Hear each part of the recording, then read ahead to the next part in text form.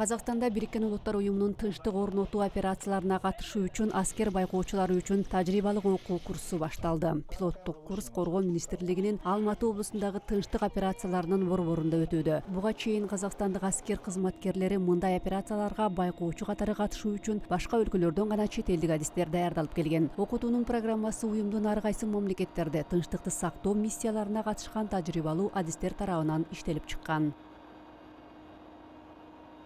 Ввиду, миссияларга аскердик байкоочуларды жиберүү шашылыш болгондуктан өзүбүздүн курстарды уюштуруу зарылчылыгы келип чыкты. Бул программалар БУнун бардык окутуу талаптарына жана документтерине ылайык уюштурулган. Азырынча ал пилоттук курс катары өткөрүлүп жатат. Келерки жылы аны тынчтыкты сактоо операцияларынын борборунда расмий түрдө күбөлөндүрүүнү пландап жатабыз. Официально сертифицировать департаменте миротворческих операций на следующий год.